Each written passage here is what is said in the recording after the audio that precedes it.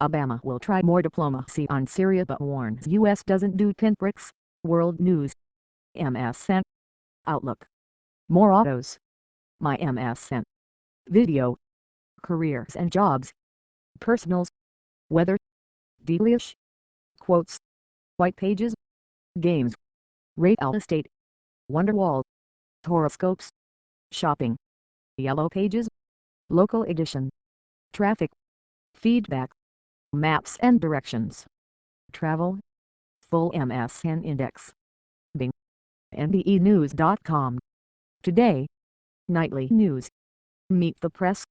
Dateline. MSNBC. Breaking news. Newsbeam. Home. U.S. World. Politics. Business. Sports. Entertainment. Health. Tech. Science. Travel. Local. Weather. Advertise vertical line ad choices. Recommended. Many Afghan civilians killed in attack targeting U.S. consulate. Recommended. Syria chemical weapons talks constructive, Kerry says. Recommended. Gang rape charges dropped after alleged victim's Twitter feed casts doubt on case. Recommended. For men sentenced to death in New Delhi gang rape case that shocked India. Heater.top_heater background image. URL http://cdn.lib.newsbeam.com/chrome/world news franchise/images/header.jpg D equals 10,529. First for breaking news and analysis. Compelling world news stories from NBC News journalists. Follow us on Twitter and Facebook. About this blog archives email updates follow on Twitter. Subscribe to RSS. 2,453 comments. Print. Updated. 2 days ago. Obama will try more diplomacy on Syria but warns U.S. doesn't do pinpricks. In his address to the nation, President Obama explained the danger of chemical weapons and explained that a limited military strike would send a message to Bashar Assad. But there was no call to action. NBC's Chuck Todd reports. By Aaron McClam, staff writer, NBC News. President Barack Obama said Tuesday night that he would put off a military strike and work with Russia, China and American allies to force Syria to hand over its chemical weapons. Obama, speaking from the East Room of the White House, said that the Syrian government's use of chemicals in an attack on rebels and civilians last month presented a danger to American security and violated the world's conscience.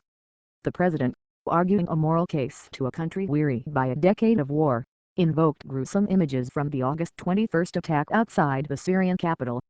He spoke of fathers clutching lifeless children, dead bodies lined up in rows and people left foaming at the mouth.